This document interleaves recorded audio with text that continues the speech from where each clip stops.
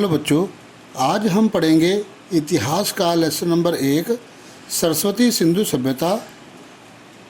Video शुरू करने से पहले मैं आपको बताना चाहता हूं कि इस सत्र 2022-23 में हिस्ट्री का जो पार्ट था वो सभी कक्षाओं का 6ठी से लेकर 10वीं कक्षा तक के सभी के बदल दिया गया है।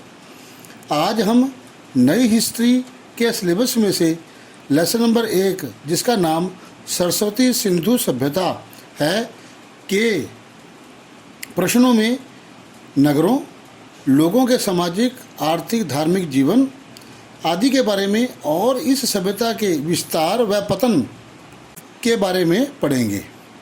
इस सभ्यता की भवन निर्माण शैली, सांस्कृतिक जीवन व गलियों, सड़कों और लिपि के बारे में भी जानेंगे। तो बच्चों, वीडियो शुरू करने से पहले मैं आपको बताना चाहता हूँ कि यदि आपने मेरा चैनल जिसका नाम economic analysis with Ashwini Kumar Gupta है को सब्सक्राइब नहीं किया तो प्लीज़ उसे सब्सक्राइब करें, लाइक करें, शेयर करें और साथ में जो बेल आइकन बटन दिया है उसे दबाना ना भूलें, उसे अवश्य दबाएं ताकि मेरे आने वाले नए नए वीडियो और नोटिफिकेशंस आपको प्राप्त होते रहें, मिलते रहें। तो वीडियो शुरू करने से के साथ आज हम पढ़ेंगे सरस्वती सिंधु सभ्यता लेसन नंबर 1 के साथ। इस लेसन में जो पहला प्रश्न है वो है सरस्वती सिंधु सभ्यता की नगर योजना की प्रमुख विशेषताएं। क्या क्या विशेषताएं रही हैं नगर योजना में सरस्वती सिंधु सभ्यता के अंतर्गत। तो आज हम इस प्रश्न का उत्तर इसमें बताएंगे। तो सरस्वती सिंधु सभ्यता की नगर योजना की प्रमुख विशेषताएं निम्नलिखित हैं। कौन कौन सी हैं? नंबर 1, नदी किनारे मकान। कि सरस्वती सिंधु सभ्यता की नगर योजना में पहली विशेषता यह थी कि जो नगर थे वो नदी किनारे बसे हुए थे ताकि लोगों को जल उपलब्ध होता रहे। दूसरा पॉइंट है टीले। जो नगरों में प्राय 2 टीले होते थे, एक पूर्व दिशा की ओर और एक पश्चिम दिशा की ओर। पूर्व दिशा के टीले पर आवास होते थे जो आम लोगों के रहने के लिए आवास होते थे, घर होते थे। जबकि पश्चिम दिशा में जो टीले थे उस पर दुर्ग होता। दुर्ग मतलब किला, जहाँ राजा बैठता था, जहाँ से राज करता था। तो इस प्रकार से 2 टीले होते थे, एक आवासीय क्षेत्र के लिए टीले और दूसरा दुर्ग के लिए टीले। तीसरा पॉइंट आता है सड़कें। सरस्वती सिंधु सभ्यता की नगर योजना में सड़कों का बहुत महत्वपूर्ण स्थान था। जो नगर की सड़कें थी वो बहुत ही महत्वपूर्ण थी। आपको यहाँ बता दें कि जो सड़कें थी वो साफ़ सुथरी थी लेकिन वो कच्ची होती थी और जो सड़कें थी वो नगरों को 5-6 खंडों में विभाजित करती थी, बांटती थी। चौथा पॉइंट आता है साफ़ सफाई। नगरों में साफ़ सफाई का विशेष ध्यान रखा जाता था। कूड़े कचरे के लिए कूड़ेदान होते थे। 5वां आता है नालियाँ। घरों की नालियाँ बड़े नालों में गिरती थी। नालियाँ पक्की ईंटों से बनी होती थी। 6वां पॉइंट आता है संपन्न घर।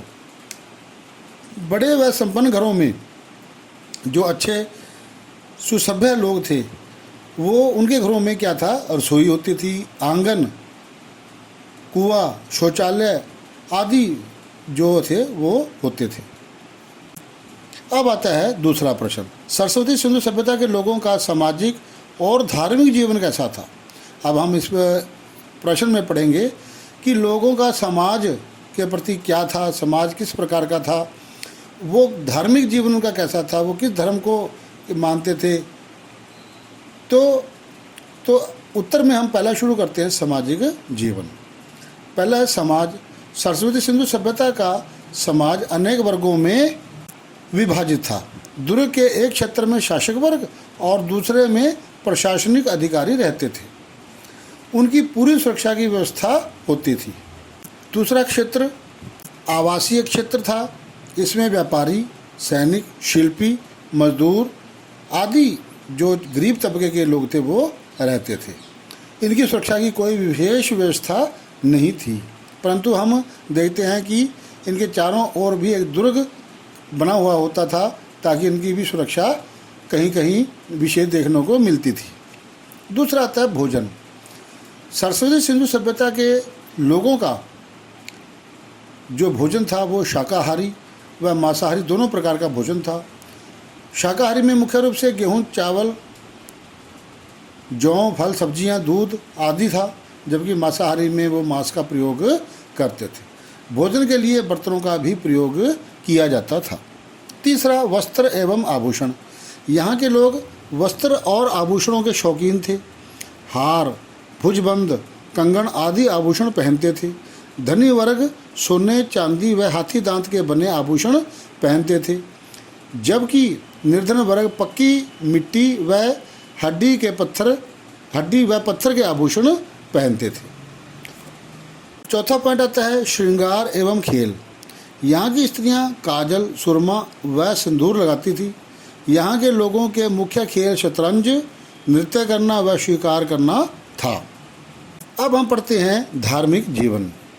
जो सरस्वती सिंधु सभ्यता के लोगों का क्या धर्म था, किस प्रकार से वो पूजा अर्चना करते थे। तो पहला पॉइंट आता है धर्म। सरस्वती सिंधु सभ्यता के लोगों का धर्म में पूरा विश्वास था। उनकी कई परंपराओं को बाद में भारतीय समाज ने भी अपनाया, अंगीकृत किया। दूसरा है पूजा।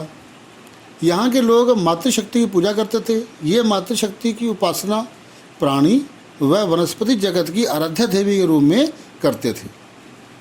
तीसरा पूजा पद्धति। मूर्तियों पर मिले धुएं के निशान यह दर्शाते हैं कि यहाँ के लोग मूर्तियों के सामने कुछ चीज़ें जलाते थे। जैसे आजकल हम धूप, दीप या अगरबत्ती आदि जलाते हैं, उसी प्रकार से उस समय के लोग भी कुछ ना कुछ कोई चीज़ जलाया करते थे। चौथा पॉइंट आता है शिव व वृक्षों की पूजा। सरस्वती सिंधु सभ्यता के अवशेषों से देखने को पर पता चलता है कि उस समय के लोग शिव की पूजा के साथ साथ पशुओं और वृक्षों की भी पूजा किया करते थे।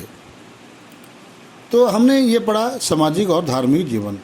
अब आते हैं हम प्रश्न नंबर 3, सरस्वती सिंधु सभ्यता की आर्थिक संरचना कैसी थी। आर्थिक मतलब धन संबंधी, व्यवसाय संबंधी। तो उत्तर हम इसका वही करेंगे, नंबर 1 व्यवसाय। सरस्वती सिंधु सभ्यता का आर्थिक जीवन अत्यंत समृद्ध था। यहाँ के लोग कृषि करते थे। यहाँ के क्षेत्र उपजाऊ होने के कारण लोग गेहूँ, चावल, जौ, मटर, कपास, सरसों, तिल आदि की खेती करते थे। अब आता है दूसरा पॉइंट, खेती के लिए औजार। मेहरगढ़ से प्राप्त पत्थर की दरातियाँ, खेत में प्रयोग हल का नमूना भी उच्च स्तरीय कृषि को प्रमाणित करता है। यानी उस समय लोग औजारों का इस्तेमाल करते थे खेती को करने के लिए। तीसरा पशुधन। बैल, गाय, भेड़, बकरी, कुत्ता, गधे, सुअर प्रमुख रूप से पाले जाते थे। इनका उपयोग दूध, मांस, खाल, ऊन आदि के लिए किया होता था। चौथा पॉइंट है यातायात। कृषि व यातायात के लिए बैल का प्रयोग होता था। हाथी, घोड़े, ऊंट को पालतू बनाया गया। कई जानवरों जैसे सुअर, नीलगाय, हिरण के साथ कई प्रकार के पक्षियों व जलचरों के प्रमाण भी मिलते हैं। अगला पॉइंट है 5वां, टेक्निक एवं शिल्पकला। यहाँ के लोग आभूषण व औजार बनाने के लिए ढलाई की टेक्निक भी भली प्रकार से जानते थे। शिल्प व वस्त्र उद्योग यहाँ की आर्थिक संरचना को मजबूती प्रदान करते हैं। छठा पॉइंट है व्यापार। देशी व विदेशी व्यापार के लिए स्थल मार्ग व समुद्री मार्ग दोनों का प्रयोग किया जाता था। स्थल मार्ग के लिए बैलगाड़ी और समुद्री मार्ग के लिए नाव का प्रयोग किया जाता था। आगे आता है चौथा प्रश्न, सरस्वती सिंधु सभ्यता की कलात्मक विशेषताएं क्या थी। वो किस प्रकार की मूर्तियां बनाते थे, उनके क्या क्या औजार मिले हैं, धातु की मूर्तियां कैसे थी, उनके और भी क्या क्या चीज़ें मिली हैं, वो सारी अब इस प्रश्न में हम बताते हैं आपको। तो उत्तर शुरू करते हैं। नंबर 1, पत्थर की मूर्तियाँ। सरस्वती सिंधु सभ्यता के लोग सौंदर्य बोध से परिचित थे। यहाँ की मूर्तियाँ, मोहरें, बर्तन आदि कला के सुंदर उदाहरण हैं। मोहनजोदड़ो में मिली पुरुष की पत्थर की मूर्ति शॉल ओढ़े हुए हैं। दूसरा, धातु की मूर्ति। मोहनजोदड़ो से धातु की नर्तकी की मूर्ति के अलावा पुरुषों, स्त्रियों, पशु व पक्षियों की मिट्टी की मूर्तियां भी मिली हैं। मतलब मोहनजोदड़ो की जब खुदाई हुई तो उसमें नर्तकी की मूर्ति भी मिली, उसके साथ पशु, पक्षी, पुरुष, स्त्री आदि जो है उनकी भी जो है मूर्तियां मिली हैं। तीसरा आता है मोहरें। यहाँ की मोहरें अत्यंत कलात्मक हैं। ये चौकोर या आयताकार की हैं, जिन पर पशु और पक्षियों को अंकित किया गया है, उनके चित्र बने हुए हैं। चौथा है अन्य उपयोगी वस्तुएं। इसके अलावा खेल के उपकरण, मिट्टी के बर्तन, बच्चों के खिलौने आदि भी बनाए जाते थे। तो इस प्रकार हमने पढ़ा कि सरस्वती सिंधु सभ्यता के अंदर उनकी नगर योजना क्या थी, उनके लोगों का सामाजिक धार्मिक जीवन कैसा था, उनका आर्थिक संरचना कैसी थी, और साथ में हमने उनका कलात्मक विशेषताओं के बारे में जानकारी हासिल की। तो दोस्तों, यदि आपको मेरा ये चैनल, ये वीडियो पसंद आया है तो मेरे इस चैनल को, जिसका नाम economic analysis with Ashwini Kumar Gupta है, को सब्सक्राइब करें, लाइक करें, शेयर करें और साथ दिए बेल आइकन बटन को दबाना ना भूलें, ताकि मेरे आने वाले वीडियो और नोटिफिकेशंस समय समय पर आपको उपलब्ध होते रहें। धन्यवाद।